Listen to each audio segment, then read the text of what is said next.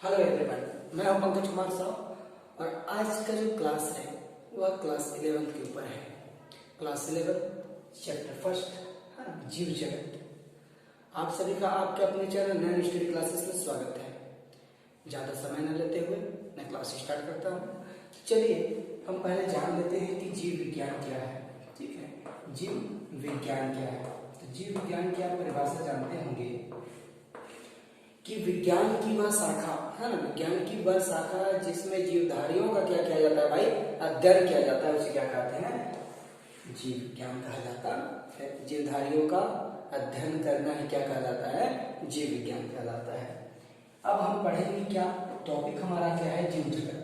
जीव जगत, इस जगत में जितने भी जीव हैं है ना, अपने अपने कार्य अनुसार जीवित हैं और उन्हें अलग अलग तरीके से बांटा गया है। तो जीव जगत में जीवों को 3 रूप से बांटा गया है ना। जीवों को मुख्य 3 रूपों में बांटा गया है। 3 रूप में बांटा गया है। तो कौन कौन से 3 रूप है ना। तो एक है सजीव, दूसरा निर्जीव, तीसरा मृत। इन तीनों रूपों में जीवधारियों को क्या कर दिया गया है, डिवाइड कर दिया गया है। जिन जीवों में जीवन है, जो क्रियाएं करते हैं, उसे क्या कहता है, वो जो जीव हैं वो क्या कहलाते हैं, सजीव कहलाते हैं। ठीक है, जिन जीवों में जीवन नहीं है, कोई क्रिया नहीं कर सकते है ना, उसे क्या कहते हैं भाई, निर्जीव कहते हैं। और जो मृत, उसमें भी क्या नहीं हो सकता, ये इसी के अंतर्गत आता है, निर्जीव है ना, निर्जीव के अंतर्गत ही आता है, जिसमें जीवन ना हो। तो ठीक है, चलिए हम सजीव और निर्जीव में कुछ लक्षण देख लेते हैं, कुछ समानताएं देख लेते हैं ना, सजीव और निर्जीव में, सजीव एवं निर्जीव की जो समानता है, ठीक है, कि जो समानता है उस समानता को हम क्या करते हैं, देखते हैं। तो क्या होता है, तब इनकी जो शरीर का बनावट होता है, जो संरचना होती है ना, इनकी जो संरचना होती है, बनावट होती है, वो तत्वों के परमाणुओं से मिलकर बने होते हैं। फर्स्ट है क्या, तो के परमाणुओं से मिलकर बने होते हैं, परमाणुओं से मिलकर बनते हैं।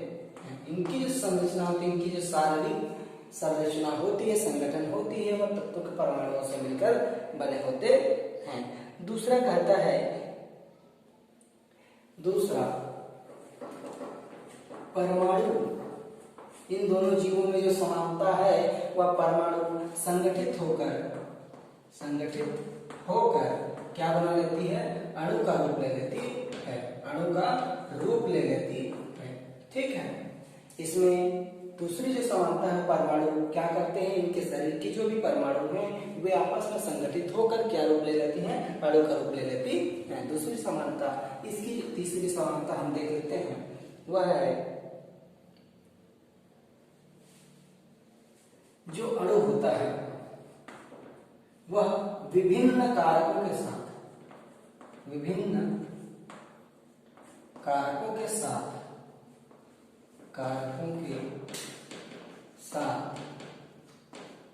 प्रतिक्रिया करता है ना, प्रतिक्रिया करता है। सजीव और निर्जीव दोनों में यही क्रिया होती है ना, जो अणु होता है कारक के साथ हमेशा क्या करता है, प्रतिक्रिया करता है, जस्ट अपोजिट क्रिया करता है किसके, कारक के। ठीक है, उसका विरोध करता है। प्रतिक्रिया किसे कहते हैं, जब कहते हैं कि सामने वाले का क्या करना, विरोध करना, उसके उल्टा क्रिया कर लेना प्रतिक्रिया कहलाता है। ठीक है, अगला जो पॉइंट है, चौथा नंबर, इसमें क्रिया भी होती है, प्रतिक्रिया भी होती है और चुंबकत्व तथा गुरुत्वाकर्षण का भी गुरुत्वाकर्षण की जो समानता पाई जाती है सभी में क्या होती है, दोनों में पाई जाती है। क्रिया प्रतिक्रिया चुंबकत्व और गुरुत्वाकर्षण पाई जाती है। यह इसकी समानता है। पहले समानता था तत्व के परमाणुओं को आपस में मिलकर बने होते हैं, ठीक है। इसकी शारीरिक संरचना थी, तत्व के परमाणु से मिलकर बने होते हैं। दूसरा थी जो शारीरिक संगठन थी, उसमें परमाणु आपस में जुड़कर अणु का रूप ले लेती थी। तीसरा पॉइंट कहता था कि अणु विभिन्न कारकों के साथ प्रतिक्रिया करता है। जो अणु है वह कारक के विपरीत कार्य करता है। अगला देखिए, यह जो क्रिया है प्रतिक्रिया चुंबकत्व और गुरुत्वाकर्षण, ये जो क्रियाएं हैं वह सजीव और निर्जीव दोनों में यह समान रूप से पाया जाता है। चलिए अब देख लेते हैं, इनके बीच समानता हमने देख लिया, अब अंतर देख लेते हैं। तो अंतर क्या करता है ना, अंतर किस किस वजह से, किस किस कारणों से है, किस किस के बीच में है उसको देखिए। जीव द्रव्य, जीव द्रव्य पहला क्या है, जीव द्रव्य। जीव द्रव्य के ऊपर है समानता और असमानता की अंतर, यहां देख लीजिए है ना। समानता तो हमने देख लिया, अब अंतर की बात करते हैं। जो जीव द्रव्य पहले आता है तो सजीवों में जो कोशिका होती है, सजीवों में जो कोशिका होती है उसके मध्य में केंद्रक होते हैं। केंद्रक के चारों ओर एक तरल पदार्थ पाई जाती है जिसे क्या कहा जाता है, जीव द्रव्य कहा जाता है। ठीक है, क्या कहते हैं जी, जीव द्रव्य कहा जाता है। एक कोशिका होती है, कोशिका के मध्य केंद्रक होता है, केंद्रक के चारों ओर क्या पाया जाता है, एक तरल पदार्थ पाया जाता है जिसे क्या कहा जाता है, जीव द्रव्य कहा जाता है। ठीक है, जीव द्रव्य कहा जाता है। और यह जो होता है सजीवों में पाया जाता है, सजीवों में, निर्जीव में यह जो जीव द्रव्य है वह नहीं पाया जाता। ठीक है, पहला पॉइंट हमारे जीव द्रव्य था। दूसरा वृद्धि, सिंपल सी बात है, जो जीवधारी या जो जीव सजीव है उसमें वृद्धि होना निश्चित है। और क्या होगी, निर्जीवों में यह निश्चित नहीं है, उसकी तो वृद्धि होगी नहीं भाई, उसकी कोई कोशिका जीवित ही नहीं है तो वृद्धि कहां से होगी, है ना। जब कोशिका जीवित होगी तो उसमें गुणन होगा, गुणन होगा तो कोशिका की वृद्धि होगी, कोशिका की वृद्धि होगी तो शारीरिक वृद्धि निश्चित है। ठीक है, अगला देखिए, वृद्धि हो गई, कोशिका संगठन, है ना, कोशिका संगठन। अगला क्या है जी, कोशिका संगठन। कोशिका संगठन सजीवों में पाई जाती है क्योंकि उसकी जो कोशिका होती है वह जीवित रूप में होती है, आपस में क्या हो जाती है, संगठित हो जाती है। यही क्रिया जिसका अपोजिट निर्जीवों में नहीं पाई जाती। ठीक है, यह निर्जीवों में नहीं पाई जाती। अगला आकार, आकार सजीवों में आंतरिक आकार में वृद्धि होती है और बाहरी भी आकार में क्या होती है, वृद्धि होती है। ठीक है, लेकिन निर्जीवों में क्या होती है, बाहरी संरचना में ही क्या होती है, वृद्धि होती है, आंतरिक रूप से नहीं होती। ये आकार से हो गया। अब गति, सजीवों में चलन पाया जाता है, मीन्स चलने का जो क्रिया है वह पाया जाता है। हर एक क्रिया हमारे अंदर क्या हो रही है, चल रही है। ठीक है, ऐसी कोई क्रिया नहीं है जो बंद है, चल रही है। जब बंद हो जाएगी तो सिस्टम पूरा अगर बंद हो जाए तो हम क्या हो सकते हैं, उस दिन हमारा मृत्यु हो सकती है। ठीक है, सिस्टम तब तक चलता रहे तो हम क्या है, जीवित हैं। ठीक है, ये हो गई गति की। तो सजीव में गति पाई जाती है, चलन पाया जाता है, लेकिन निर्जीव में नहीं पाया जाता। अगला है श्वसन। ठीक है, अगला क्या है, श्वसन। श्वसन जो सभी जीवधारियों में होती है, जो कहने का मतलब जिसमें जीवन है, जिसमें प्रत्येक क्रियाएं होती हैं, जिसमें जीवन पाई जाती है, और वह क्या होती है, सजीव कहलाती है। इसमें श्वसन होती है। प्रत्येक जीवधारी श्वसन की क्रिया करती है जिसके कारण वह जीवित होती है। ठीक है, अब देखिए, यह सजीवों में होती है, निर्जीवों में भाई होगी क्या, नहीं होगी, क्योंकि उसमें कोई क्रिया ऐसी होती ही नहीं। अगला देख लीजिए, प्रजनन। प्रजनन प्रजनन की क्रिया सजीवों में होती है, वे आपस में संभोग करके क्या करते हैं, नए संतति को जन्म देते हैं और यह क्रिया जीवधारियों में ही पाई जाती है।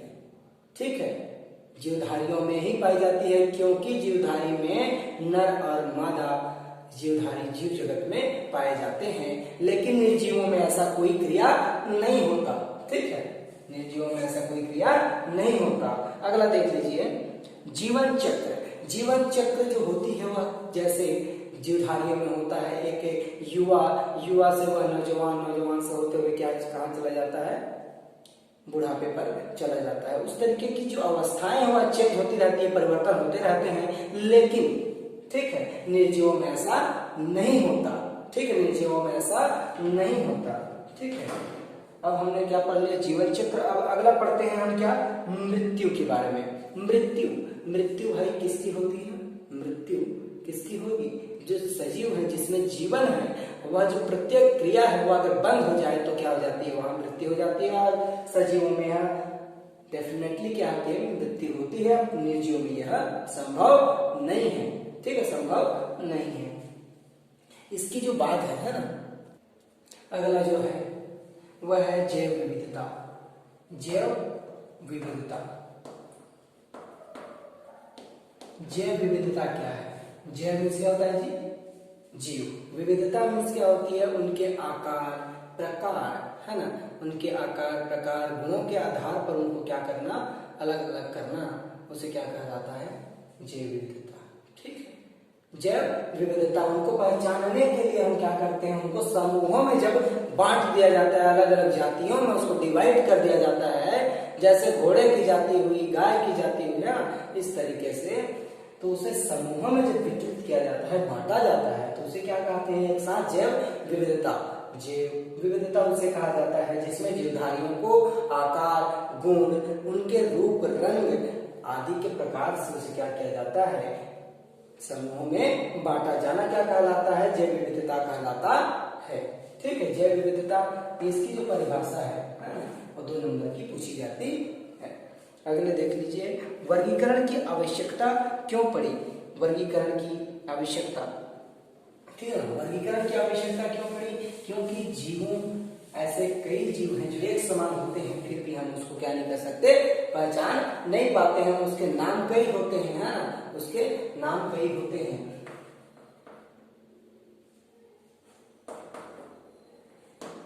वर्गीकरण की आवश्यकता।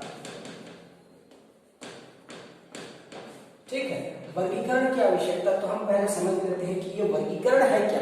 ठीक है, वर्गीकरण जीवों को क्या करना, खोजना, खोजने के बाद उसका नामकरण करना, और उन्हीं नामकरणों को क्या करते हैं, कई ऐसे नाम आ जाते हैं एक जीव के जिसको हम पहचानने में क्या हो जाते हैं, कंफ्यूजन रहती है ना, हम उसको पहचान नहीं पाते हैं कि ये जो वस्तु है, ये जो चीज है भाई, ये जो जीव है उसका क्या नाम है ना। अलग अलग देशों में उसे क्या कहा जाता है, अलग अलग नाम से जाना जाता है। जैसे आलू, है ना, एग्जाम्पल पर मैं ले रहा हूँ, क्या आलू, आलू को भाई क्या कहा जाता है, इंग्लिश में पोटैटो कहा जाता है, हिंदी में आलू कहा जाता है, और क्या कहते हैं इसको, बटाटा भी कहा जाता है। ठीक है, बटाटा भी कहा जाता है। ये 3 नाम इसी के हैं, तो कंफ्यूजन इसलिए होती है। ठीक है ना, तो इसको हम क्या करते हैं, हम देख लीजिए, वर्गीकरण जीवों को खोजकर पहचानने, नाम देने और उसको गुणों के आधार पर उसको क्या करना, एक उचित क्रमबद्ध तरीके से उसे क्या कर देना, एक वर्ग में रख देना, वर्गीकरण कहलाता है। एक वर्गों में बांट देना, एक समूह में रख देना, उसे क्या कहलाता है, गुण के आधार पर। ठीक है, तो उसे क्या कहते हैं, वर्गीकरण कहा जाता है। जब वर्गीकरण के मुख्य उद्देश्य जो है ना, वर्गीकरण के जो मुख्य उद्देश्य हैं उनको हम पढ़ते हैं। मुख्य उद्देश्य है ना, जो हमें क्या करते हैं, फर्स्ट तो है इसकी जो उद्देश्य है वह क्या है, विविधता को समझने में मदद करती है। समझने में क्या करती है, मदद करती है। कौन भाई, वर्गीकरण करती है। जब हम बांट देते हैं तो उसमें विविधता जो है हम उसको क्या करते हैं, समझने में आसानी होती है। दूसरा कहता है प्राकृतिक संबंधों की जानकारी प्राप्त करने में प्राकृतिक संबंधों की, जीवों में जो है ना, जो प्राकृतिक संबंध होती है उसकी क्या करने में, जानकारी हासिल करने में क्या मदद मिलती है। ठीक है, जो प्राकृतिक संबंध है उनकी जानकारी प्राप्त करने में आसानी होती है। अगला देख लीजिए, यह है जीवों की उत्पत्ति एवं पारस्परिक संबंधों को समझने में। अगला क्या कहता है, जीवों की उत्पत्ति, जीवों की उत्पत्ति एवं पारस्परिक संबंध, पारस्परिक संबंधों को जानने में, संबंधों को क्या करने में, समझने या जानने में आसानी होती है। अगला देख लीजिए, कार्बनिक विकास की जो प्रक्रिया है उसको समझने के लिए, कार्बनिक विकास, कार्बनिक विकास की जो प्रक्रिया है उसको समझने में क्या करती है, मदद करती है। ठीक है, प्राकृतिक के जो विकास है उसकी जो प्रक्रिया है विकास होने की, उसको समझने में क्या करती है, मदद करती है। ठीक है, अगला है वर्गीकी। वर्गीकी को एक नाम से जाना जाता है टैक्सोनॉमी, टैक्सोनॉमी। ठीक है, ये जो नाम है टैक्सोनॉमी, ये इसका इंग्लिश नाम है। वर्गीकी को क्या नाम से जानते हैं, टैक्सोनॉमी। अब देखिए वर्गीकी क्या है, तो हमने इसके पहले क्या पढ़ा, वर्गीकरण। तो जिस है ना जीव विज्ञान की वह शाखा जिसमें वर्गीकरण का अध्ययन किया जाता है उसे क्या कहते हैं भाई, वर्गीकी कहा जाता है। ठीक है, किसे कहते हैं, जिसमें वर्गीकरण का क्या किया जाता है, अध्ययन किया जाता है, उसे क्या कहते हैं, टैक्सोनॉमी कहा जाता है या तो वर्गीकरण कहा जाता है।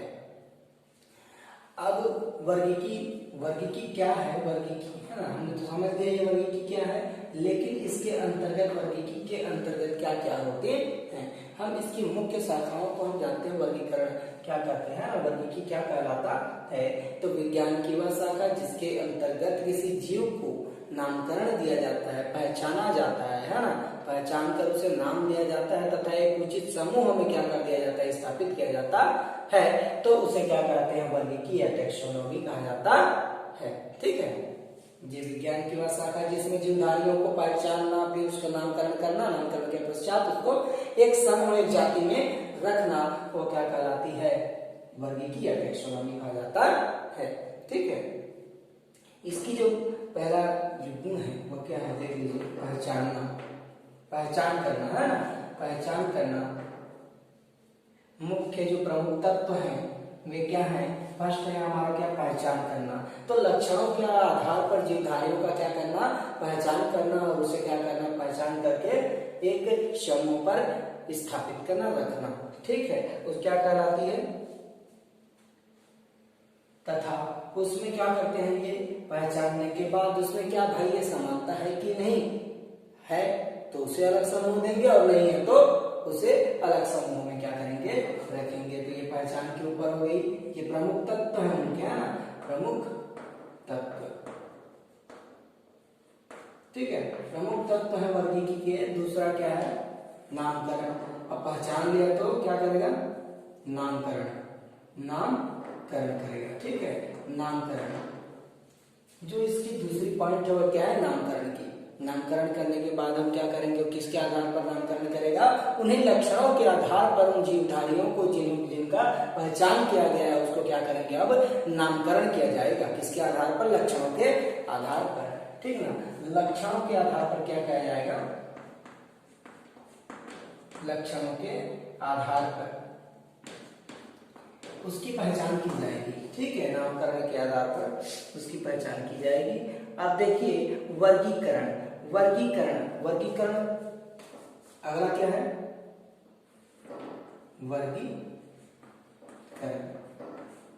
वर्गीकरण जिसके अंतर्गत उसे कई ऐसे जातियों में रखा जाता है, जगत में रखा जाता है, समूह में रखा जाता है, वर्ग में, क्लास है ना, तो इन सभी को क्या किया जाता है, गण में, कुल, जाति। तो हम इसको क्या किसमें पढ़ेंगे, वर्गीकी में। ठीक है, वर्गीकी में। तो पहला इसके अंतर्गत जो आती है, ठीक है, जगत। इसके अंतर्गत मैं इसको मिटा देता हूं। जो इसके अंतर्गत आती है वो फर्स्ट है, वर्गीकी के अंतर्गत जो आती है वह क्या है, जगत, जिसे क्या कहा जाता है, किंगडम। ठीक है, इंग्लिश नाम क्या है इसका, किंगडम। दूसरा है संघ।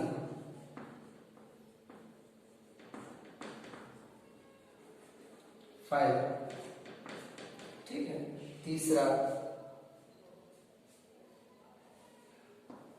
वर्ग, जिसे क्या कहते हैं, क्लास।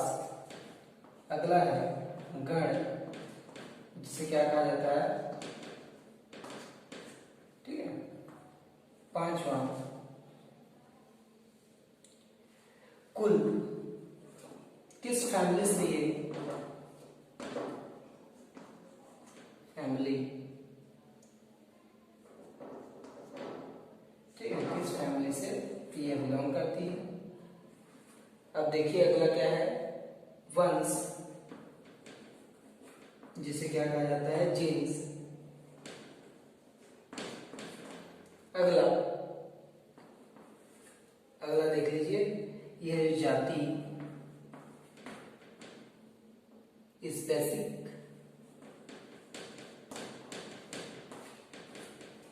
ठीक है, ये वर्गीकरण के अंतर्गत आते हैं। ठीक ना, ये वर्गीकरण के अंतर्गत आते हैं। इन्हीं सबको हमको क्या करना है, पढ़ना है। आगे हम जाति के बारे में पढ़ेंगे, ठीक है, उपजाति के बारे में पढ़ेंगे, जैव संग्रहालय के बारे में पढ़ेंगे। इन सभी के बारे में हम पढ़ेंगे अगले वीडियो में। आज के लिए बस इतना ही। इन सभी टॉपिक को क्या कीजिए, आप ध्यान से एक बार देखिए, सुनिए, बुक से आप इसको पढ़िए, आपको समझ में आ जाएगा। धन्यवाद।